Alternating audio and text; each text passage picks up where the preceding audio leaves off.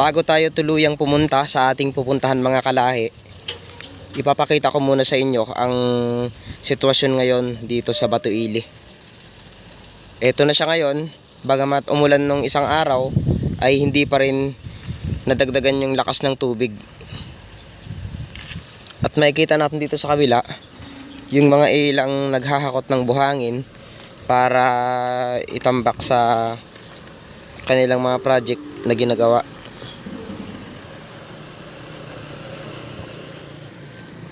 So yan, kamusta mga kalahi? Panibagong araw, panibagong vlog na naman ang i-explore natin sa episode na ito.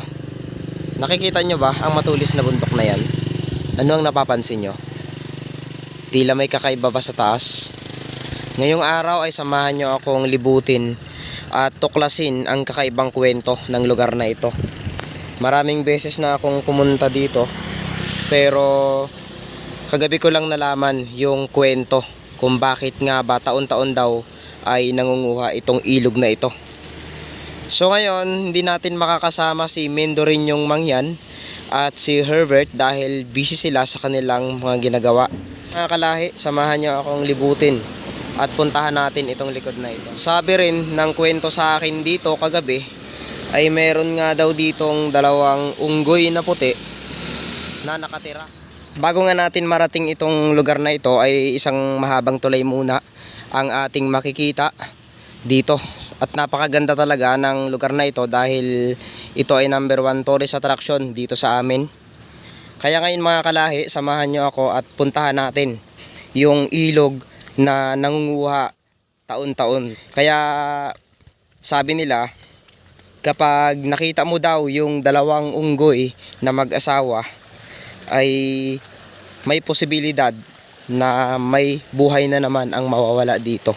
At alam nyo ba na sa likod daw ng Batuili na ito ay pinaniniwala ang naging sementeryo daw ng mga katutubong Mangyan noong araw. At hanggang sa ngayon nga ay nandoon pa rin yung takot ng iilan na pumunta dito dahil nga yung kwento na yun ay naging palaisipan sa mga tao. So nandito na tayo sa baba ng Batuili upang tignan pa yung mga kakaibang bagay na makikita natin dito.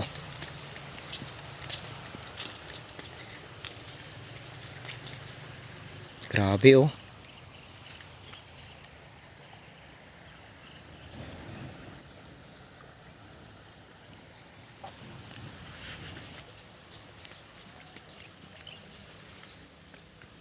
Kaya pala sabi nila taon-taon daw na nangunguha itong ilog na ito dahil nga doon sa dalawang unggoy na nagpapakita na yon.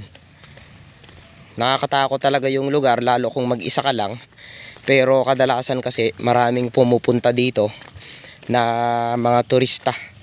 Dito sila nagpipiknik. At kung makikita nga natin itong bato na ito, napakalaki.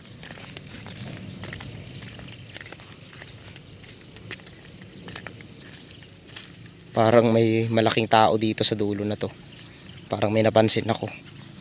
Alam mo mga kalahi, pagbungad mo pa lang dito, makakaramdam ka na kung ikaw yung taong nakakaramdam ng mga kakaibang bagay ay talagang kikilabutan ka sa lugar na ito. Dahil kung mapapansin nyo nga, isang napakalaking baliti ang ating makikita dito. At itong batong malaki na ito ay palaisipan din na sa sobrang tagal na ng panahon ay hindi ito natinag. Para siyang hugis pagong na nandoon nakatingala ang kanyang ulo sa dulo. Kaya ngayon mga kalahi, puntahan natin ito. Ito pala yung bato na ito. Marami na raw ang namatay dito. Siguro, nung mga pumunta sila dito ng panahon na kasagsagan pa ng lalim na to ay talagang nalulunod sila nang hindi natin alam. Ano yun? Kung makikita nyo mga kalahi, kakaiba yung shape ng bato na ito at solid na bato po iyan. Para siyang pagong na nakikita nyo yung bato na yon, yun yung kanyang ulo. Kaya puntahan natin to Ano pa bang madidiscover natin nakakaiba dito?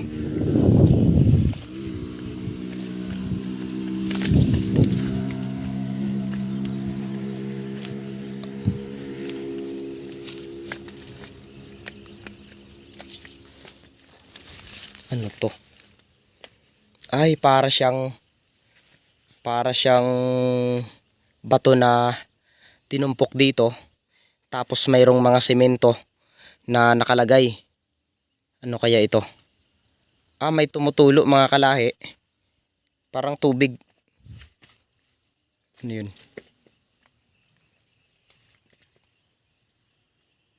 Ayun, may tumutulo. So mga kalahi, ibig sabihin, sa batong ito ay mayroong tumutulong tubig. Saan galing ang tubig na to? Uy mga kalahi, oh. Kakaiba. Saan galing ang tubig na to? Samantalang tag-araw ngayon at minsan lang umulan. Ibig sabihin, itong taas na ito ay mayroong tuburan. Ayan oh, tumutulo talaga. So dako tayo dito mga kalahi.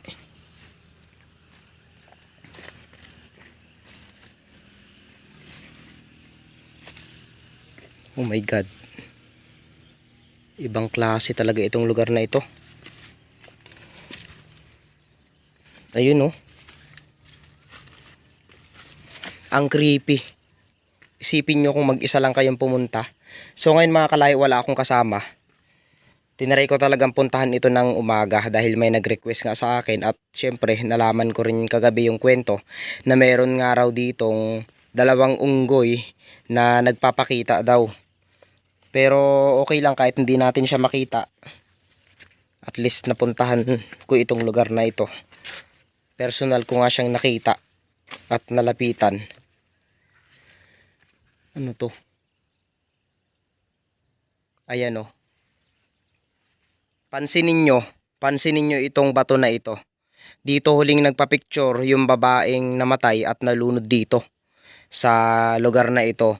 Kaya itong bato na ito ay palaisipan at kinakatakutan talaga ng mga tao na pumunta dito, lalo't na kung ikaw lang mag-isa at naligo ka dito, may posibilidad na sabi nga nila kukunin daw yung kaluluwa mo ng mga engkanto, tapos papalitan ka nila ng kahoy o hindi kaya ng puno ng saging. Pero ayon lang naman yun sa mga kwento ng mga matatanda na napagtanungan ko noong araw. Kaya ngayon nandito ako upang idiskubre ang mga kakaibang kwento dito sa atin. So yan mga kalahi, maraming salamat sa suporta nyo, sa patuloy nyong panunood sa aking mga vlog. Sana wag kayong magsawang suportahan ako at mas marami pa akong ikikwento at ipapakitang maganda sa inyo. Kaya ngayon mga kalahi, tara, libutin natin to. Ano kayang mayroon dito sa kabila na to? Ano to? Napakalaking baliti mga kalahi oh. Kita nyo yan? Napakatahimik. May nakikita ba kayo?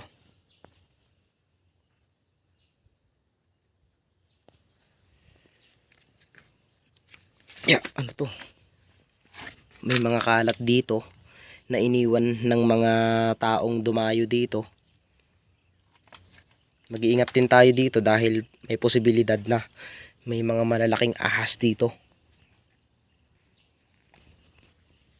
Ayan oh, may mga butas. Aray. Ano yun?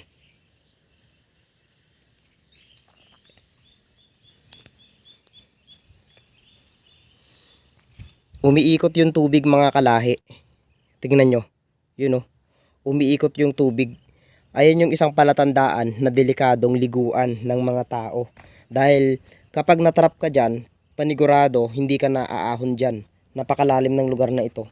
Kaya sa lahat ng mga pupunta dito, be aware na lang tayo na sana doon na lang tayo sa mababaw na parte ng ilog na ito.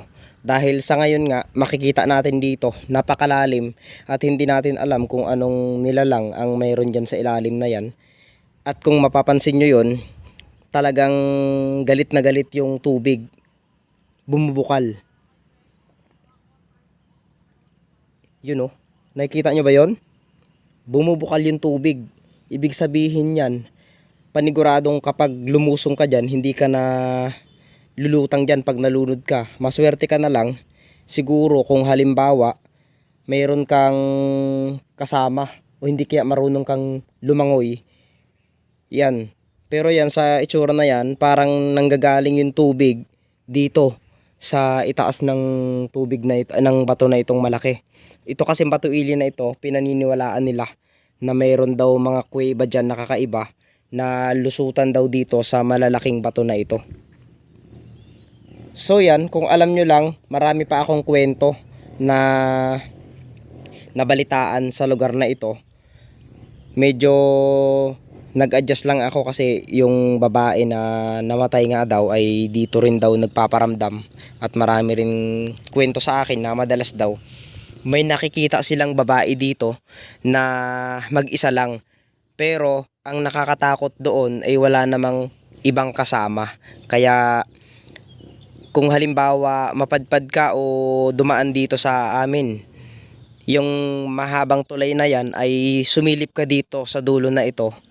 Tingnan mo kung may mga makikita kang tao dito. Kung halimbawa may nakita kang babaeng nag-iisa lang, hayaan mo na lang kasi baka ito na yung babaeng nalunod noon.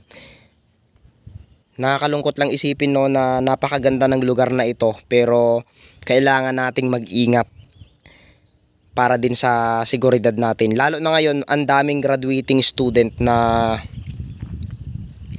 pag-graduate na sila ngayon, uso ang outing, mag-ingat po tayo, wag po muna tayong maligo sa mga gantong ilog dahil panigurado, mangunguha at mangunguha po ito. So yan mga kalahi, patuloy tayo sa pagtuklas. So ikwento ko lang yung isang kwento dito noong araw. Sabi nga nila, ano yun? Yun no, may gumalaw dito mga kalahi. Nagulat ako dun ah. So yun, noong araw daw, ang lugar na ito ay mayroong pinaniniwalaang simbahan dun sa kabila. Pero yun talaga ay totoo dahil buhay pa ang ang nanay ko ay dito sila nakatira noong araw. Kaya lang, mayroong kwento nga daw dito na madalas daw may nagpapakita dito na gintong barko noong araw. So sa panahon natin ngayon, hindi na tayo maniniwala sa mga ganon. Pero dahil nga sa kwento ng mga matatanda, eh syempre, ano yun? Palaka. May mga urban legend kasi na kwento dito, no, na may nagsasabi na meron daw ditong barko na ginto na dumadaan daw. Yun ang sabi nila. Pero hindi rin ako maniwala dahil hindi ko nakita. Pero sa kwento, ano yun? Mga kalahi, may malaking nilalang dito na kanina pa gumagalaw. Malaking isda. Ano kaya yun? Dito oh. Ang lakas talaga ng yabag niya. Grabe. So yun mga kalahi. Siguro it's time. Ano yun? Putsang gala. So it's time siguro para umalis na tayo sa lugar na ito. Dahil iba-iba na yung mga nakikita at naririnig ko. Hindi na ito biro kasi matagal na tayo dito. At kung mapapansin nyo, wala akong kasama. So yan mga kalahi, maraming salamat sa patuloy nyong pagsubaybay sa aking vlog. Sana patuloy nyo akong panuorin at tangkilikin sa aking mga vlog at marami pa tayong pupuntahan na magagandang lugar. Mag-iingat kayo mga kalahi at ikikwento ko sa inyo sa susunod ang mga kakaibang kwento dito. Kasi kakaiba na yung naramdaman ko dito, iba talaga. So yun, mag-iingat kayo mga kalahi and God bless po.